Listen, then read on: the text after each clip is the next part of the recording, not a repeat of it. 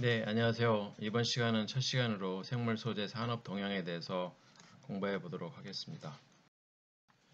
생물 산업은 바이오 산업이라고도 하고 이것에 대한 정의 및 분류에 대해서 살펴보도록 하겠습니다. 바이오 산업에 대한 그 정의가 상당히 다양해서 부처마다 또 뭐 나라마다 상당히 다르지만은 공통적인 것은 어쨌든 생명체를 이용해서 뭔가 부가가치를 생산하는 일을 우리가 바이오 산업이라고 이렇게 보면 될 것 같습니다. 이 바이오 산업은 그 생명공학 기술을 보통 기반으로 하고 생물의 기능과 정보를 활용해서 다양한 부가가치를 생산하는 산업, 이렇게 이제 일반적으로는 정의를 하고 있습니다. 바이오 산업은 응용 분야가 굉장히 다양합니다. 그래서 기반 기술의 적용 대상에 따라 구분되어 바이오가 일부분 융합된 다른 산업까지도 통틀어서 보통 이야기하는 경우가 많습니다. 우리나라 산자부에서는 바이오 산업을 다음과 같이 정의하고 있는데요. 생명공학 기술을 연구, 개발, 제조, 생산, 서비스 단계에 이용하는 기업, 이렇게 이제 그 규정을 하고 있습니다. 또 한국 바이오 협회라는 데가 있는데 여기서는 비슷한 내용이긴 하지만 바이오 테크놀로지를 바탕으로 생물체의 다양한 기능, 정보를 활용해서 제품, 서비스 등 다양한 고부가가치를 생산하는 산업, 이렇게 이제 정의를 하고 있습니다.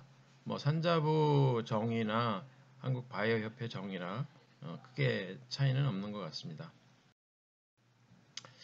바이오 산업의 특징을 살펴보면은 바이오 산업은 그 하이테크 산업이라고 볼 수가 있습니다. 고급의 테크놀로지를 이용하는 산업이기 때문에 전문 인력이 일단 필요합니다.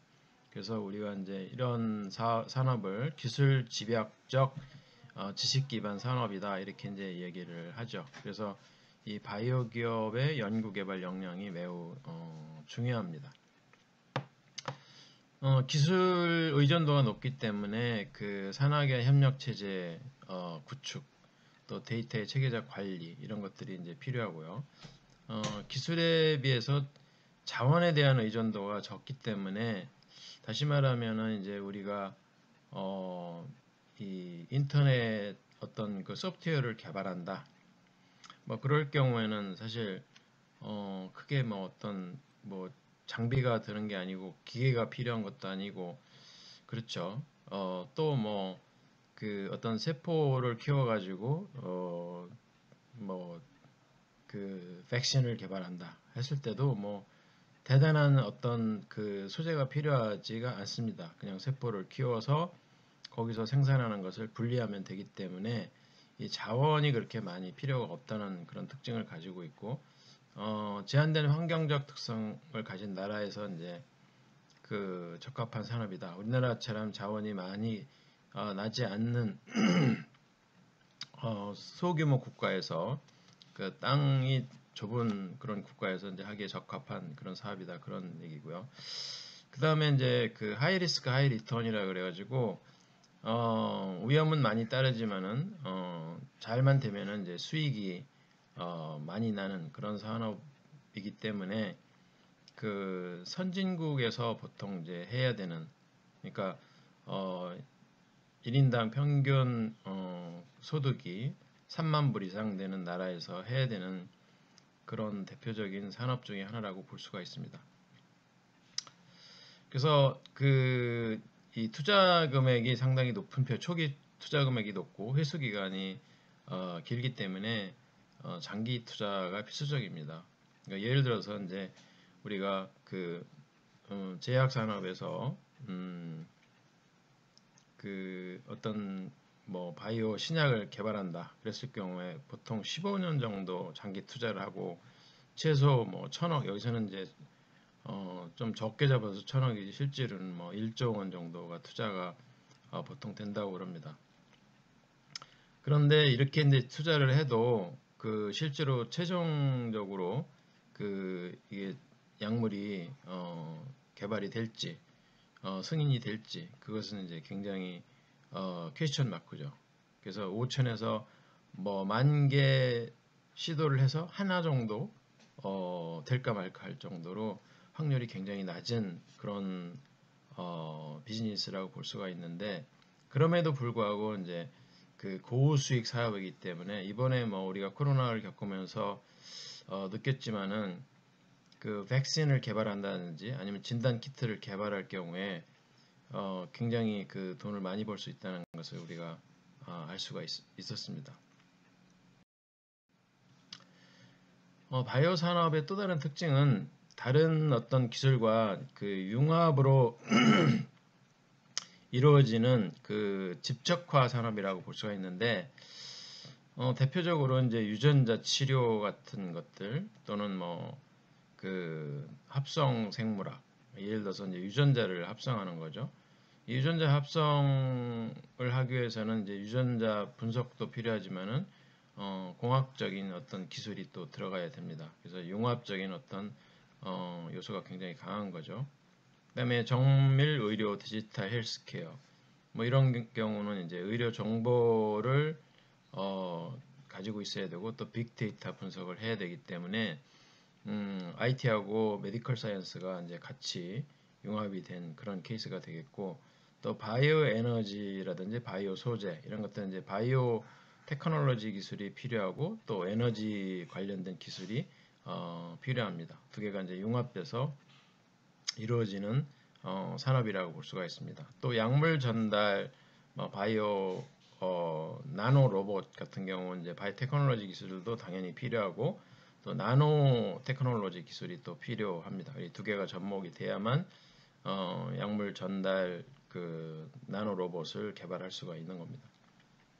그 외에도 이제 뭐 BMI라 해가지고 브레인 머신 인터페이스, 바이오닉스 뭐 이런 것들이 이제 그 바이오 산업에 그 들어와 있습니다. 우리나라 산업통상자원부, 우리가 이제 보통 산자부라고 얘기하는 데서 이 바이오 산업을 8개의 대분류 그리고 51개의 중분류로 나누고 있습니다. 이게 2016년도 말에 구축이 된 건데요. 여기에 보면은 8개 큰 분류, 대분류를 보면은 바이오 의학 산업을 포함해 가지고 여러 가지가 있습니다. 뭐 나중에도 다시 설명을 하겠지만은 바이오 화학 에너지 산업, 또 바이오 식품 산업, 바이오 환경 산업, 바이오 의료 기기 산업, 또 뭐 바이오 장비, 바이오 자원, 뭐 이래 가지고 총 그 8가지 대분류로 나누고 그 각 분류 안에 중분류로서 이제 바이오 의학 산업 같은 경우는 바이오 항생제, 바이오 저분자량 의약품, 백신, 호르몬 제제, 뭐 혈액 제제, 세포 기반 치료제, 유전자 의약품, 뭐 진단 의약품 등등등등이 있습니다. 그래서 그 아까 얘기했듯이 이제 그 두 번째 대분류가 바이오 화학 및 에너지 산업인데, 여기에 해당되는 것이 이제 고분자 제품들, 바이오 폴리머라고 하는 것들이죠. 예를 들면은 뭐 셀룰로스 같은 경우도 이제 바이오 폴리머에 뭐 속할 수가 있을 것 같고, 뭐 아크릴을 중합체를 만드는 폴리아크릴아마이드 뭐 이런 것들도 이제 우리가 바이오로 만든다, 생명체를 이용해서 만든다 그러면 이제 바이오 폴리머가 되겠죠. 그다음에 뭐 산업용 효소, 뭐 시향류 이런 것들도 여기에 속할 수가 있고요. 바이오 농약, 비료 이런 것들도 이 대분류에 속합니다. 또 바이오 식품 산업의 가장 대표적인 분야가 건강기능식품, 또 식품 첨가물, 사료 첨가제 뭐 이런 것들이 여기에 해당이 됩니다. 세 번째 대분류 바이오 생명 산업에는 이제 환경 처리용 생물 제제, 우리가 이제 그 식품회사 이런 데 가보면은 거기에서 많은 그 유기물질들이 그 부산물로 나오는데, 그것을 처리한 다음에 수처리한 다음에 방류를 해야 됩니다. 그러기 위해서는 그때 미생물 제제를 보통 이용을 해서 유기물들을 다 그 제거를 하고 BOD를 낮춰서 또 COD를 낮춰서 바깥으로 이제 방류를 하게 됩니다. 그리고 환경오염 측정 기구 진단 서비스 이런 것들이 다 바이오 환경산업 분류에 들어가고 대분류에 속하게 되겠고요. 바이오 의료기기 산업으로 이제 바이오 센서라든지 체외 진단 장비 뭐 이런 것들이 이제 여기에 해당되겠습니다. 첫 번째 바이오 장비 기기 산업인데 유전자 뭐 단백질 이런 것들을 합성 뭐 생산하는 기기 또 뭐 세포 분석 배양 장비 이런 것도 이제 넓은 의미에서 바이오 산업에 이제 속하게 되겠습니다. 그리고 바이오 자원 산업으로는 이제 종자 묘목 산업 분야 이런 것들이 이제 포함되고요. 유전자 GMO도 여기에 이제 이 대분류에 포함이 되겠습니다. 또 실험 동물도 여기 바이오 자원 산업에 포함을 시켰습니다. 그 다음에 8번째 마지막인데 바이오 서비스 산업이 있는데요. 바이오 위탁 생산, 위탁이 아니고 위탁 생산이 되겠죠. 위탁 생산 대행 서비스 뭐 이런 것들이 이제 여기에 속했고요. 임상이나 비임상 연구개발 서비스 뭐 이런 것들이 이제 이 바이오 서비스 산업에 해당되겠습니다. 그 다음에 이제 해외에서는 바이오 산업을 어떻게 정의하고 있는지를 한번 간단히 살펴보면은 일반적으로는 해외에서는 바이오 기술에 대한 정의만 내려놓고 있고 구체적으로 바이오 산업이 뭐다 이렇게 이제 정의하는 경우는 그렇게 많지 않다고 알려져 있습니다. 그래서 바이오 테크놀로지라고 하는 것은 뭐 우리가 뭐 잘 알다시피 바이오라고 하는 생명을 의미하는 또는 인간을 의미하는 그런 단어하고 테크놀로지 기술을 의미하는 거하고 이제 합성된 말이죠. 바이오 테크놀로지를 미국 바이오 협회라는 데가 있는데 여기서는 이제 뭐라고 정의를 하고 있냐면은 세포와 생물 분자를 활용해서 지구의 삶과 우리의 삶과 인간의 삶과 지구의 건강을 향상시키는 기술과 제품을 개발하도록 하는 기술이다 이렇게 이제 정의를 하고 있고 OECD에서는 지식 상품 및 서비스 생산을 목적으로 생물 및 무생물의 일부를 변경하는데 적용되는 살아있는 유기체의 과학과 이게 이제 마지막이 중요하네요. 살아있는 유기체의 과학과 기술이다 이렇게 이제 정의를 하고 있고 또 유럽 생물공학 연맹이라는 데가 있습니다. 여기서는 이제 제품과 서비스를 위한 자연과학과 유기체, 세포, 분자 유사체의 통합이다. 이렇게 이제 또 정의를 하고 있습니다. 다 비슷비슷하죠. 바이오테크놀로지라는 것은 어쨌든 생명체를 이용을 해서 뭔가 조작을 하는 그런 기술을 우리가 이제 바이오테크놀로지다 이렇게 이제 얘기를 하는 것 같습니다. 아까 해외에서는 바이오 산업을 보통 특별히 정해놓고 있지 않고 바이오테크놀로지만을 이제 정해놓고 있다고 그랬는데 미국 같은 경우는 이제 바이오 산업에 대한 명확한 어떤 정의는 없지만은 분야별로 바이오 헬스케어 또는 뭐 농업, 식품업, 바이오테크놀로지가 이용되는 분야별로 이제 구분을 해서 산업을 분류하고 있다고 이렇게 알려져 있고요. 또는 이제 질병 치유라든지 연료 공급, 또 식품 공급 등 바이오 기술의 역할 관점에서 분류하기도 한다고 되어 있습니다. 그렇지만 이제 바이오 인더스트리라고 우리나라처럼 명확하게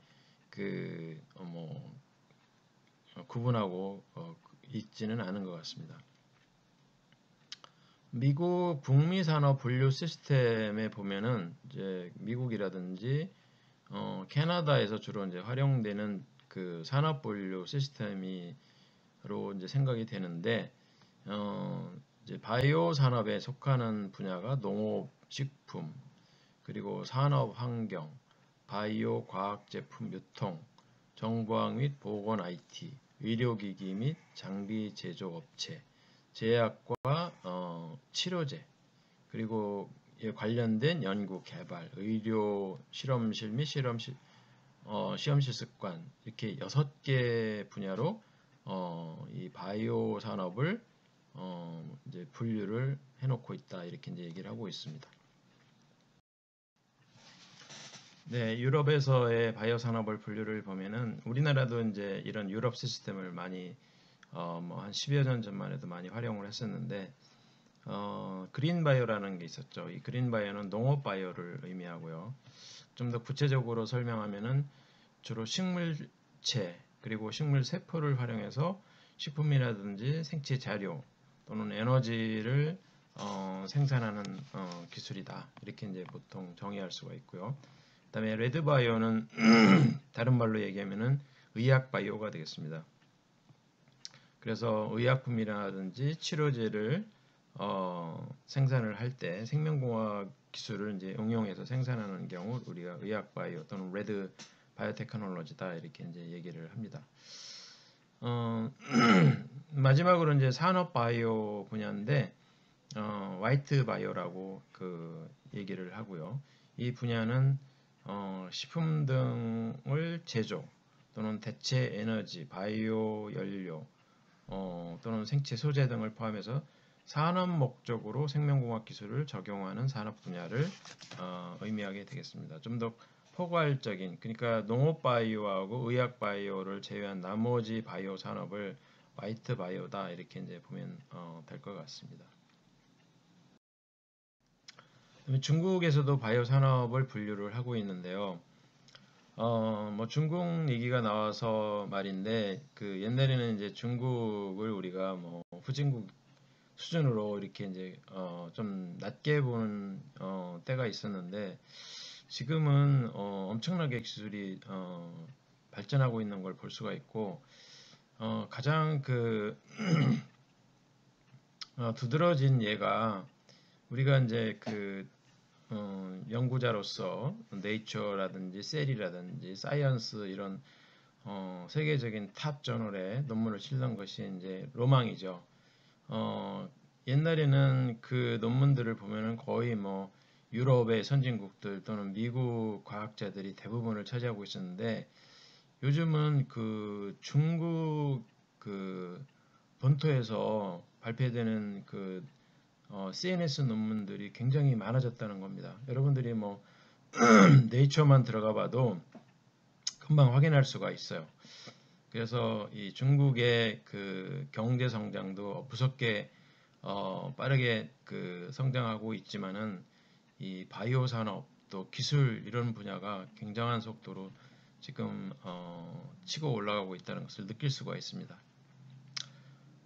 중국에서는 이제 바이오 산업을 그 이와 같이 이제 한 뭐 6개 정도로 이제 분류를 하고 대분류를 하고 있는데 7개네요. 총 7개로 대분류를 하고 있는데 일단 바이오 메디신 생물 의학이죠.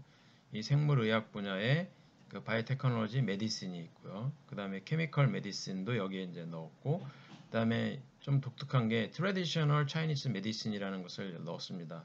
우리나라로 얘기하면 이제 한방 같은 개념입니다. 이 한방 바이오가 바이오 메디신 안에 포함이 되어 있습니다. 그 다음에 이제 바이오메디컬 엔지니어링 이것은 이제 우리나라하고 비슷한 건데요. 그 생체 의학 의용공학이 되겠죠. 의용공학 부분 또 바이오 오리컬처 생물 농업 분야 그래서 이제 바이오 브리딩이라든지 뭐 생물 육종이라고 우리말로 번역할 수가 있을 것 같습니다. 그리고 아그로 바이오 프로덕트 그러니까 농업 분야에서 어떤 그 생체 분자를 생산해내는 일, 또 머린 바이오 리소시스 이런 것들이 이제 바이오 오리컬처에 포함이 되어 있고, 그 다음에 이제 바이오 베이스드 매니팩처링이라 해가지고 일종의 이제 유럽에서 분류했던 화이트 바이오, 산업 바이오에 해당되는 분야가 되겠는데, 바이오를 기반으로 해가지고 그 생산된 제품, 뭐 소재 이런 것들이 되겠고요. 또 그 소재 중에서도 바이오 케미컬들, 또 벌크로 생산되는 그 발효 물질들 이런 것들이 이제 소분류에 속하겠고, 그리고 그린 바이오 프로세스. 이거는 이제 환경 뭐 관련되어 있는 생명공학 기술이 되겠습니다. 그다음에 바이오 에너지 분야가 대별류로 되어 있고, 그다음에 바이오 베이스드 그 엔바이러먼털 프로텍션 분야가 있고, 바이오 테크놀로지 서비스가 이제 있습니다. 이렇게 이제 총 7가지 대분류로 분류를 중국에서는 이제 하고 있습니다. 일본에서는 바이오 산업을 좀 독특하게 분류를 하고 있는데, 바이오 의약품이 있고요. 식품이 많이 강조가 되고 있는 것을 볼 수가 있습니다.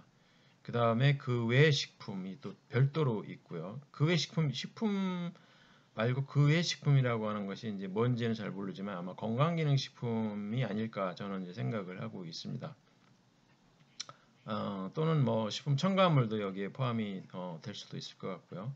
그다음에 농업 관련 산업 분야, 또 축산 및 수산 관련 산업 분야, 또 의약품, 진단, 시약, 또 뭐 의료기기, 또 연구용 시료 및 시약, 섬유 및 섬유 가공, 뭐 이것도 이제 바이오 관련해 가지고 만들어진 섬유, 케미컬 섬유는 아니겠죠. 그다음에 합성품, 그다음에 뭐 바이오 엘렉트로닉스, 환경 관련 설비, 연구 및 생산용 설비, 이것도 역시 바이오 관련한 연구, 생산용 설비 기기가 되겠죠. 그다음에 정보 처리 서비스, 이렇게 이제 좀 모호하지만은 이렇게 산업 분야를 바이오 산업 분야를 14개로 분류를 하고 있습니다. 자, 지금부터는 그 바이오 산업의 그 시장 전망에 대해서 우리가 살펴보도록 하겠습니다. 작년부터 이제 코로나로 인해서 엄청난 그 관심을 받고 있는 산업 분야가 이제 바이오 분야가 되겠는데, 그래서 많은 자본이 이 바이오 쪽으로 투입이 되고 있습니다. 특히 이제 이 코로나 바이러스 백신을 개발한다든지 치료제를 개발하는데 많은 그 투자가 이루어지고 있고, 앞으로도 이 분야의 투자는 계속해서 많이 이루어질 거다. 그리고 그 나라의 그 새로운 성장 동력으로 작용할 거다. 이렇게 이제 다들 그 예측을 하고 있습니다. 전 세계 그 바이오 산업 그 시장 규모는 이제 그 몇 가지로 나눌 수가 있는데, 대표적으로 이제 바이오 의학 분야, 그 메디컬 디바이스, 의료 기기 분야, 또 화장품, 바이오 의학 화장품, 메디컬 서비스, 이렇게 이제 크게 한 네 분야로 이제 그 나눌 수가 있을 것 같은데, 전 세계적으로 봤을 때 2020년도에 그 바이오 산업 분야가 11.3조 달러 정도 매출 규모를 보이고 있었는데, 이제 2026년이 되면은, 물론 이건 예상치긴 하지만은 매년 6.1%씩 평균적으로 성장을 해서 6년 뒤에는 16.2조 정도, 약 16조 달러 정도로 성장할 거다, 이렇게 이제 예상을 하고 있습니다. 근데 우리나라 그 마켓 사이즈를 보면은 전 세계 마켓 사이즈의 한 1.5% 정도를 차지하고 있다고 합니다. 그래서 금액 규모로 보면은 대략 한 1,700억 불. 그러니까 그 우리나라 돈으로 따지면은 이제 한 171억에 1조에서 172조 정도 규모를 보이고 있습니다. 2026년도 앞으로 뭐 한 5년 정도가 남았는데 매년 8%씩 성장할 거다, 이렇게 이제 예상을 하고 있고요. 그 여기 보다시피 그 우리나라 그 2026년이 되면은 제약 산업 규모가 대략 한 270조 정도 시장 규모를 형성을 할 거고, 전 세계 시장에서 차지하는 비중은 한 1.7% 정도 될 거다, 이렇게 이제 예상을 하고 있습니다. 요거는 조금 전에 설명했던 그런 내용을 이제 좀 더 구체적인 표로 나타낸 거고요. 참고로 이제 트릴리온은 조라고 보면 되겠습니다. 그래서 전 세계 그 시장과 그 우리나라 시장을 이렇게 이제 비교를 해놓고 있습니다. 참고하시기 바라겠습니다. 자, 한국의 그 바이오 산업의 현 주소를 한번 살펴보면은 우리나라가 이제 사실은 그동안에 이 바이오 쪽에 뭐 투자를 많이 한다고 했지만은 실질적인 그 투자가 뭐 엄청나게 이루어진 것은 아닙니다. 그냥 우리나라 이 바이오 의약품 시장 또는 바이오 의약품 사업 분야를 보면은 기존에는 그냥 뭐 카피 제품 만드는 정도 우리가 이제 보통 게네릭 제품이라고 그러는데 특허가 이제 만료된 것을 우리가 이제 사가지고 뭐 사는 건 아니고 그 기술을 이제 배워서 그 기술을 활용해서 이제 카피 제품을 만드는 거죠. 그런 수준에 이제 머물러 있었습니다. 그런데 최근 들어와서 이제 R&D라든지 혁신적인 그런 어떤 노력을 통해서 많이 업그레이드는 되어 있습니다. 주로 이제 그 외국의 그 특허를 라이센싱인하고 그 라이센스를 사고 또 기업 간 이제 M&A 기업 간 융합 이런 걸 통해 가지고 상당히 많은 돈을 이제 벌어들였고 또 그 벌어들인 돈을 이제 R&D에 다시 이제 투자를 하는 그 선순환 구조를 형성해 가고 있다. 이제 이 정도로 이제 우리가 생각할 수가 있고 그렇지만은 아직까지 뭐 세계적인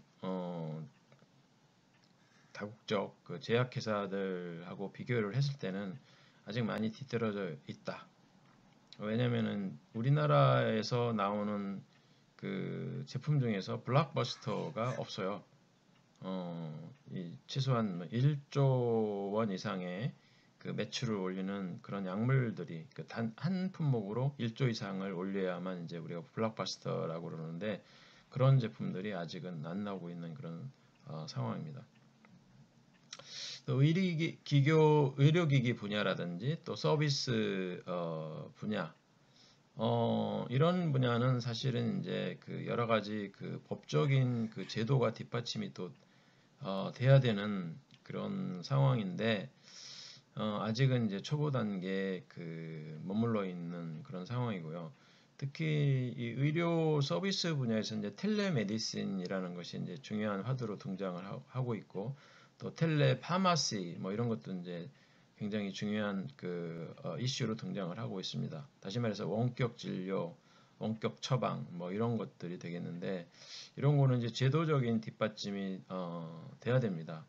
그리고 여기에 이제 연관되어 있는 직군들이 굉장히 많이 반발을 하기 때문에 그거를 또 무마할 수 있는 어떤 방법도 있어야 되거든요. 예를 들어서 이제 텔레파마시를 하게 되면은 약사가 필요가 없어지는 거죠. 그냥 바로 의사가 처방을 해가지고 자판기에서 그 처방약을 그냥 밴딩 머신 같은 데서 그냥 사가지고 갈 수 있는 그런 형태가 돼버리기 때문에 이제 약사들이 이제 굉장히 반발이 심하겠죠.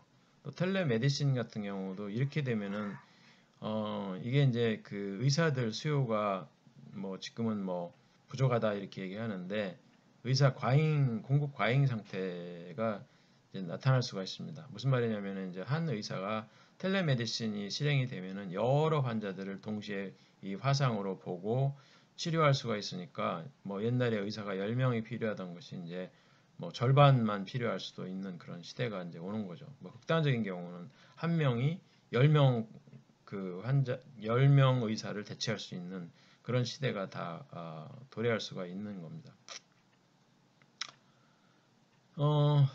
나머지 부분은 그냥 뭐 이 시장 규모를 얘기하는 거기 때문에 한번 읽어보시면 이해가 될 것 같습니다. 그래서 이제 이 바이오 산업은 그 정부의 그 정책도 굉장히 중요합니다.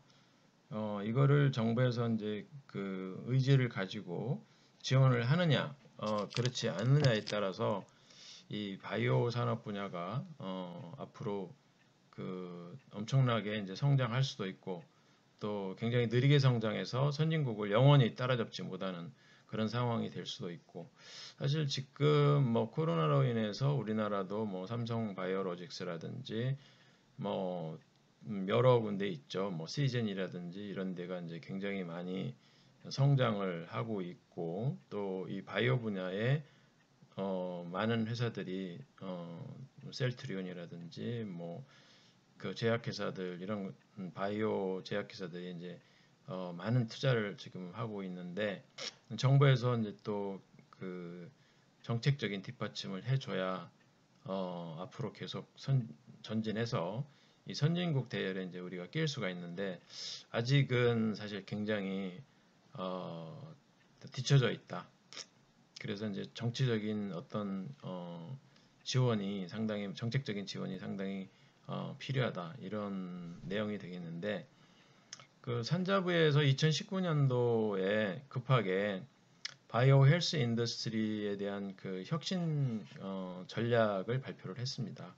그리고 그 2021년도 올해죠. 올 1월에는 바이오 산업을 혁신하기 위한 그 정책 방향 10대 그 과제, 주요 과제를 그 또 설정을 했고요. 그래서 이제 그 이때 그 세팅을 한 게 크게 5개 전략 분야가 있습니다. R&D 분야, 그리고 인력 양성, 그다음에 이제 규제를 좀 선진화하는 거, 그다음에 그 산업체의 그 에코시스템을 구축하는 거, 그다음에 해외 시장 확장을 지원하는 거, 그다음에 이제 이 산업화를 지원하는 이런 그 어, 전략을 수립을 했습니다. 2021년도 1월 달에 동시에 그 바이오 헬스 R&D 인베스트먼트 스트래티지 2라고 하는 것을 이제 발표를 했는데 이것은 그 바이오 헬스 R&D 인베스트먼트 스트래티지 1 2019년도 12월에 발표된 이 전략에 대한 이제 후속 조치가 되겠습니다. 그래서 이 전략이 담고 있는 것은 뭐 그 리서치하고 그 인더스트리의 를 어, 그 정책적으로 또 그 정부 차원에서의 어떤 투자 이런 것을 이제 좀 더 강화를 시키겠다는 그런 의지를 담고 있는 거고요. 그리고 그 중장기적인 R&D를 지원을 하겠다. 뭐 그런 얘기고, 그 다음에 이제 이 R&D가 뭐 아까도 말씀드렸듯이 이제 굉장히 장기를 소유하는 그런 어, 것이 이제 특징이기 때문에 전체 R&D 라이프 사이클을 통해서 이제 전주기적으로 지원을 통해서 이 산업화를 또 상업화, 산업화를 지원하는 것이 이제 핵심 골자가 되겠습니다. 그래서 이제 그 우리나라에 보면은 이제 여러 그 산업 클러스터가 있는데 이것도 이제 클러스터 법에 의해서 이제 움직이는데 2021년도에 이 공장 설립에 대한 어떤 조례를 수정을 해가지고 이 바이오 산업 분야도 이제 이 클러스터 법안에 우산 안에 넣었습니다. 그래서 이제 하이텍 인베스트먼트 존이라고 하는 용어를 넣어가지고 이 하이텍 인베스트먼트를 가능하도록 법적인 어떤 근거를 마련을 한 거죠. 지원한다는 것은 이제 결국 이제 뭐 정부의 어떤 재정적 지원, 그다음에 뭐 세제금 혜택, 뭐 그다음에 뭐 그 어떤 토지의 뭐 자원 이런 것들의 대여금 뭐를 좀 줄여준다든지 뭐 이런 것들이 다 이제 포함이 되는 거죠. 네, 최근에 산업통상자원부에서는 strategy to attract high-tech investment라 해가지고 하이텍 분야의 투자를 유치하기 위한 전략을 발표를 했는데요. 그 전략은 주로 이제 세 가지로 요약이 될 수가 있는데, 일단 외국 자본이 이제 우리나라 하이텍 분야에 소재라든지 아니면은 뭐 장비라든지 이런 분야에 투입이 될 수 있도록 이제 하는 거하고, 이제 외국 자본이 투자가 돼야만 이런 장비 산업이라든지 이제 뭐 바이오텍 이런 분야는 이 안정적으로 자본이 계속해서 공급이 돼야 되는데 그게 이제 좀 가능해지는 거죠. 국내 자본만으로는 이제 그것을 감당하기가 조금 어려운 것 같습니다. 뭐 저는 뭐 경제학자는 아니지만은 이제 산업통상자원부에서 이제 첫 번째로 전략으로 내세운 것이 이제 외국 자본을 끌여다가 우리나라 핵심 산업에 투자를 하도록 한다 하는 것이 이제 첫 번째 전략이고요. 두 번째는 이제 지방 정부를 지원을 했는데 역시 이제 외국 자본을 유치는 하는 활동에 이제 국가적인 차원에서 지원을 아끼지 않겠다 뭐 이런 전략이 또 있습니다. 그리고 세 번째로는 전반적인 외국 자본을 유치하기 위한 인프라스트럭처를 더욱 강화를 하겠다. 예를 들면 이제 외국 자본이 들어오려면은 입지라든지 여러 가지 세제 혜택이라든지 또 뭐 이 인력을 충분히 공급할 수 있는 그런 상황이 돼야 되겠죠. 그래서 이러한 것들을 이제 전략으로 제시를 했습니다. 네, 우리나라는 아직까지는 외국 자본에 의해서 외국 자본이 차지하는 비중이 그렇게 높은 것 같지는 않습니다. 우리나라 상장 기업의 한 2.2% 정도가 이제 외국 자본이 투자한 회사로 이렇게 알려져 있고 이러한 외국계 자본 투자가 계속해서 이제 확대가 될 거라고 이제 예측은 가능한 것 같습니다. 지금부터는 이제 2021년도 미국의 경우 바이오텍의 바이오텍 분야, 다시 말해서 바이오 산업의 트렌드에 대해서 또 전망에 대해서 한번 살펴보도록. 최근 이제 뭐 지네틱스 유전학이라든지 또 IT 산업 이런 분야가 이제 굉장히 빠르게 발전을 하고 있기 때문에 이 두 개가 이제 융합이 돼가지고 이 바이오 산업이 이제 어떻게 보면은 시너지 효과를 나타내고 있는 것 같아요. 예를 들어서 이제 옛날에 재래적인 어떤 항암 치료제 방법은 이 맞춤형이 아니었습니다. 일반적으로 이제 뭐 간암이다 그러면 간암 치료하는 프로토콜이 딱 정해져 있고 또 뭐 백혈병이다 그러면 백혈병에 대한 어떤 프로토콜이 정해져 있어가지고 개인 맞춤형이라기보다는 질병에 초점이 맞춰져서 이제 치료가 이루어진 반면에 이제 유전학의 발전에 의해서 이 사람들마다 어떠한 유전적인 특성을 가지고 있는지 DNA 분석을 하면은 이제 이게 가능하니까요. 요즘은 이제 홀 지놈 시퀀싱, 사람의 휴먼 지놈 시퀀싱 하는데 뭐 400불에서 우리나라 돈으로 한 40만 원에서 1000불, 한 100만 원 정도면은 그 사람의 그 지노물 분석이 가능하다고 그래요. 가격이 이제 더 내려갈 거라고 추정을 하는데, 그러면 이제 그 각 그 환자 맞춤형 그 의학이 이제 가능한 거죠. 그걸 우리가 이제 personalized medicine이라고 보통 얘기를 하는데, 암을 치료하는 데서도 그 사람의 이제 혈액이라든지 DNA 분석, 또 소변 분석, 조직 분석 이런 것을 통해 가지고 그 맞춤형 그 치료를 이제 하는 거죠. 그러면 이제 훨씬 치료율도 높고 거기에 따라서 이제 생존율도 높아지는 겁니다. 이런 그 퍼스널라이즈드 메디신이 앞으로 점차로 이제 확대될 거다. 이것이 이제 첫 번째 전망이 되겠습니다.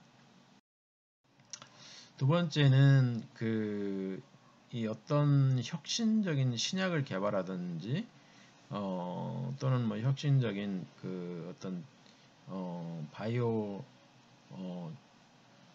제품을 개발할 때 그 회사들 간의 콜라보레이션이 굉장히 이제 활발하게 진행이 되고 있다. 뭐 그런 전망을 내놓고 있는데, 그 일례로서 2019년도에 그 미국의 4개의 회사가 연합을 해가지고 뭐 여기 보면은 막 아르제다라고 하는 회사하고 트위스트 바이오사이언스, 랩사이트, 테슬라 젠이라고 하는 4개의 회사가 같이 연합을 해가지고 그 DNA에 대한 그 어떤 플랫폼, 어셈블리 플랫폼을 만들었다고 그래요. 그래서 이 사람들의 그 첫 번째 그 목적은 이렇게 이제 연합을 해서 그 어떤 식품을 제조하는데, 예를 들면은 이제 그 감미료, 스위트너, 또 뭐 어떤 산업의 그 핵심 부품 이런 것들을 그 제조하는데 목적을 두고서 그 연합체를 만들었다고 이렇게 얘기를 합니다.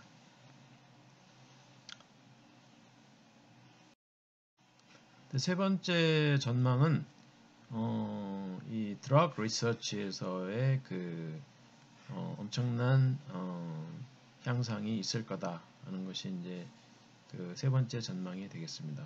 그 중에서도 이 텔레헬스, 이게 이제 원격 그 의료라고 우리가 번역할 수가 있는데, 이 원격 의료는 의사가 직접 환자를 그 대면에서 진료하거나 치료하는 게 아니고 이제 원격으로 그 보면서 진료하고 또 처방까지 내리는 그러한 것을 우리가 이제 텔레헬스라고 볼 수가 있고, 시공을 뭐 초월하는 거죠. 그래서 제가 예를 들어서 한국의 대구에 있지만은 뭐 서울에 있는 모 병원에 그 원격 진료 또 처방 이런 것이 이제 가능하고, 더 나아가서는 미국에 있는 어떤 그 병원에 진료라든지 약 처방이 이제 가능한 그런 시대가 됐다는 겁니다. 단지 이제 법적인 문제가 아직 남아 있어가지고 뭐 나라 간에 진료하고 또 하는 것이 이제 조금 약간은 제약은 아직까지는 있죠. 그래서 어쨌든 그 이런 텔레헬스가 상당히 이제 앞으로는 활성화될 거라는 거고, 그 다음에는 이제 그 여러 가지 AI라든지 이런 기술을 이용을 해가지고 다양한 이제 방법, 그 선진화된 하이텍 방법을 이용을 해가지고 의사들이 좀 더 정확한 진단과 처치 방법을 이제 알 수 있다는 거죠. 그래서 이제 그 질병을 훨씬 더 정확하게 진단해서 이제 치료를 할 수가 있는 시대가 되어가고 있다. 이렇게 이제 얘기를 하고 있습니다. 네 번째는 이제 그 이 여러 가지 그 정보와 기술이 이제 발전함에 따라서 이 리서치 액티비티의 볼륨이 상당히 많이 증가가 됐다는 얘기인데, 예를 들면은 이제 연구자들이 많은 다양한 분야에 동시에 연구를 진행을 할 수가 있다는 겁니다. 예를 들면은 뭐 정밀 서저리 수술이라든지 아니면은 면역 치료라든지 뭐 유전학 이런 것들을 이제 동시에 이용을 해서 인간의 삶의 퀄리티를 향상할 수 있다는 겁니다. 일례로 로보틱스에 대한 연구가 굉장히 최근에 이제 활발해지고 있는데, 이 로보틱스는 우리가 잘 알다시피 아주 정교한 수술이 가능합니다. 그래서 거기에 따라서 이제 수술의 예후도 경과도 상당히 좋게 나올 수가 있고요. 그리고 이제 실제로 외과 의사들은 이 AI를 활용을 해서 수술을 할 때 덜 침습적이고 좀 더 정교한 그런 수술을 수행할 수가 있게 되었습니다. 그리고 더 나아가서 이 AI 또는 뭐 빅데이터 이런 것들이 의사들에게 환자에 대한 좀 더 정확한 정보를 제공을 하고, 또 어떤 방법으로 처치를 하는 것이 가장 효과적인 걸까를 조언을 해줄 수 있다는 거죠. 그래서 이제 치료율을 높일 수 있는 그런 상황이 됐다는 겁니다. 다섯 번째도 이제 비슷한 개념이긴 한데, 이 디지털 모든 정보가 이제 디지털화가 되고, 이것을 이제 의사들이라든지 과학자들이 쉽게 이제 접근할 수가 있는 상황이 되었기 때문에 이러한 정보들을 수집을 해서 평가하고 뭐 진단하고 또 환자를 진단하고 치료하는데 더 많이 이제 활용을 할 수 있는 그런 시대가 됐다는 겁니다. 예를 들어서 아까도 잠깐 얘기했지만은 많은 의사들이 온라인으로 원격 진료를 이제 하고 있고, 또 앞으로도 그렇게 이제 계속 할 거라는 것이 이제 예상이 되고 있고요. 우리나라는 아니지만 이제 미국 사례이긴 하지만은 이 가상 버추얼 헬스, 가상 헬스 같은 그런 회사가 있다고 합니다. 이런 회사는 와이어리스 디바이스 어시스턴트를 제공한다고 그래요. 이게 정확한 어떤 내용인지는 정확히 저도 이해를 못했는데, 어쨌든 이제 컴퓨터나 이런 모니터, 인터넷 이런 걸 통해 가지고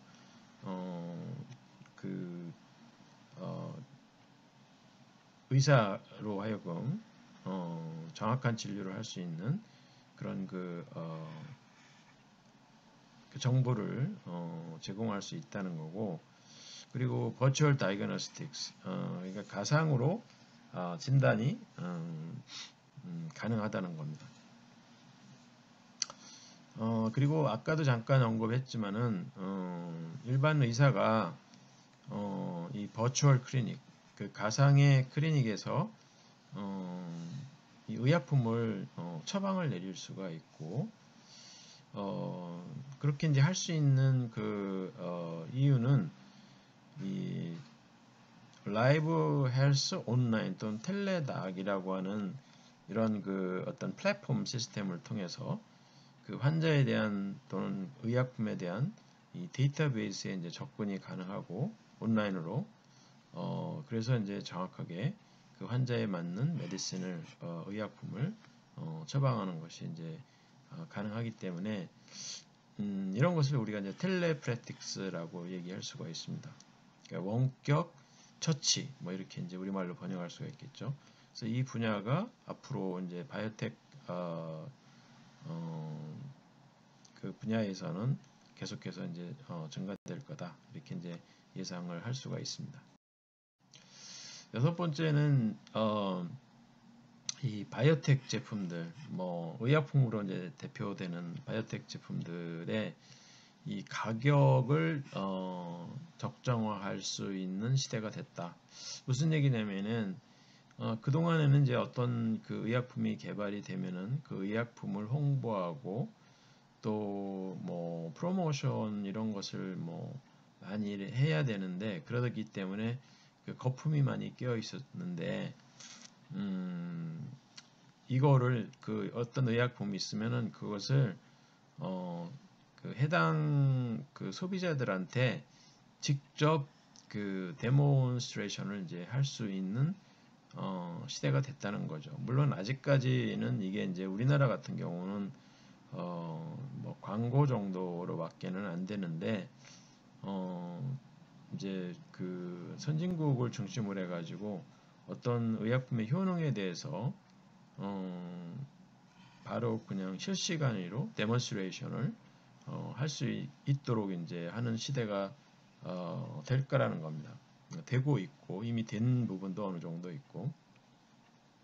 그래서 이렇게 하면은 소비자들이 직접 그 의약품에 대한 어떤 그 효능이라든지 뭐 이런 것들에 대한 것을 이제 정확하게 이해를 하게 되고 또 부작용도 이해하게 되고 그것에 대한 그 가치를 알 수가 있기 때문에 여러 단계를 거쳐서 그 의사가 처방을 하던 그런 어떤 의약품들을 단계가 많이 줄어들기 때문에 가격이 많이 이제 줄어들 수가 있는 거죠. 환자가 예를 들어서 여러 가지 의약품 중에서 나는 이 약을 쓰겠습니다. 데모를 보니까 이 약이 나한테는 가장 맞을 것 같고 나는 이 약이 좋습니다. 이렇게 이제 얘기를 하는 시대가 되기 때문에 그 뭐 병원에서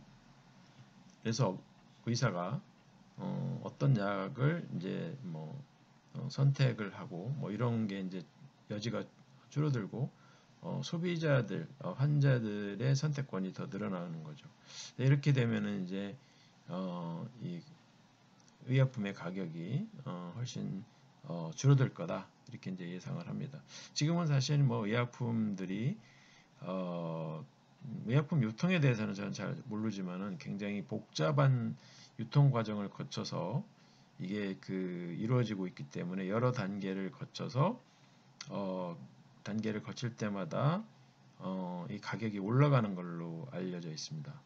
그래서 그 미국 같은 경우는 의약품 가격이 꽤 높은 경우도 있고 그런데 예를 들어서 이제 그 우리가 혈전 치료제로서 스트랩토카이네이스라는 게 있고 TPA라는 게 있는데 사실 그 효능은 거의 비슷해요. 그래서 이 아는 사람들은 굳이 TPA를 안 맞습니다. 스트랩토카이네이스를 맞아요. 근데 이 가격은 거의 10배 정도 차이 나요. 그러니까 TPA가 뭐 예를 들어서 한 번 맞는데 한 200만 원 정도라고 그러면은 스텝토카이네이스는 뭐 한 뭐 20만 원 이내 뭐 이렇게 됩니다. 그 환자들이 굳이 이렇게 비싼 의약품을 쓸 필요가 없는 거죠. 효능이 비슷하기 때문에. 이런 것들을 잘 모르기 때문에 데몬스트레이션을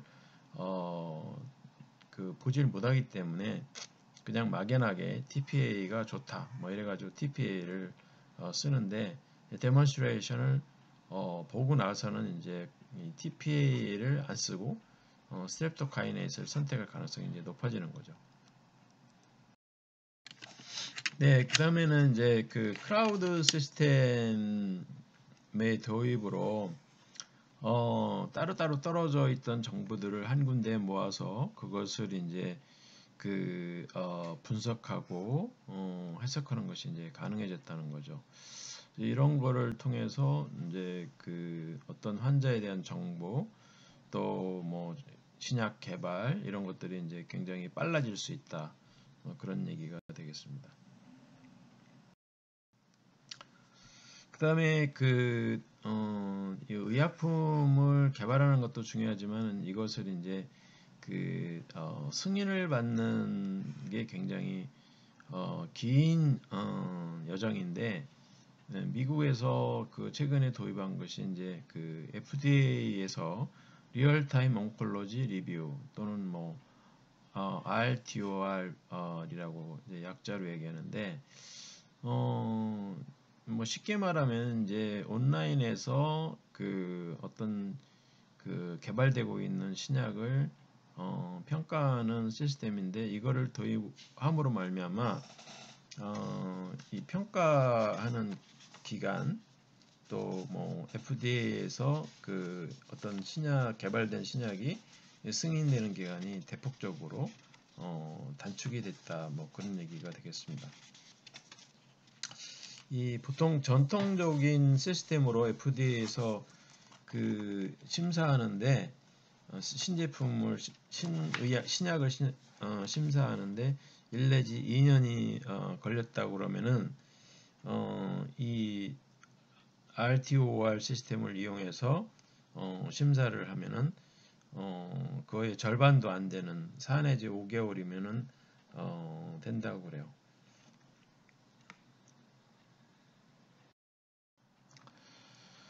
네, 그 다음에는 이제 유전학의 발전으로 말미암아서 우리가 이제 질병에 걸릴 확률을 예측할 수가 있는 시대가 됐다는 겁니다.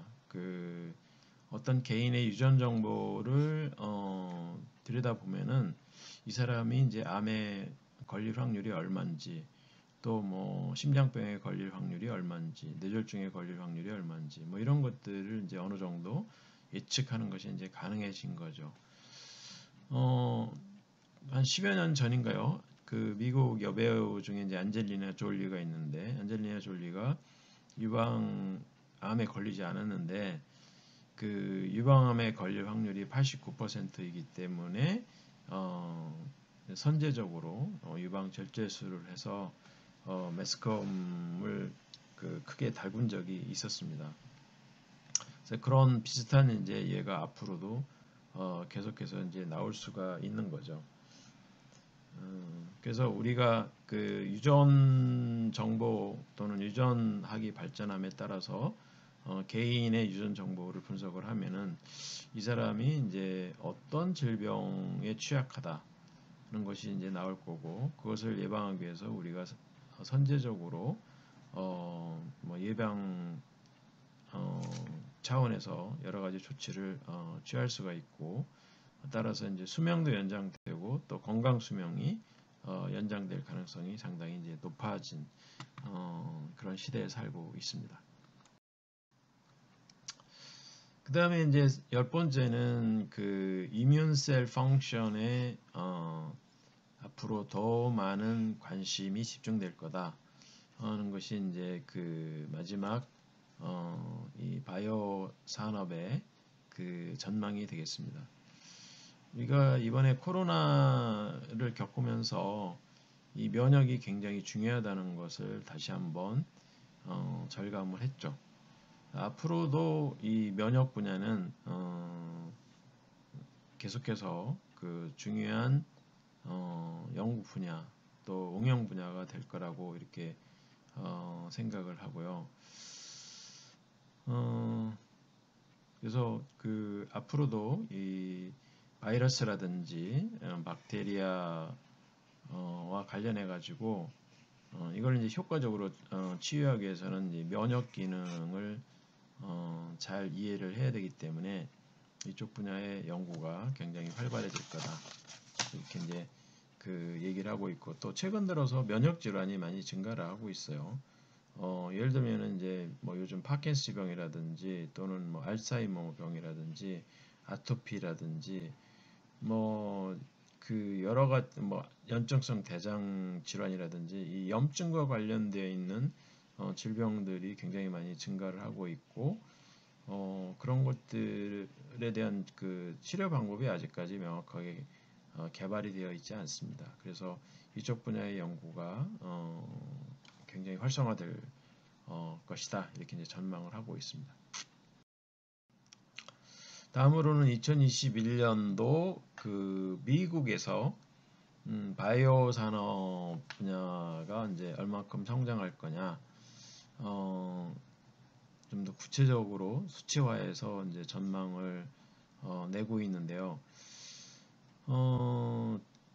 그 2021년도에 그 메디슨의 의료 분야에 여기에 나와 있듯이 약 4,280억 달러, 우리나라 돈으로 하면은 대략 한 뭐 500조 정도가 투입이 된다, 소비가 된다는 내용이 되겠고요. 두 번째는 이제 그 이 뉴트라스티컬 디비전인데, 우리나라에서 이제 건강기능식품으로 번역할 수가 있는데, 미국도 이제 이 시장이 꽤 큽니다. 뉴트라스티컬 시장이.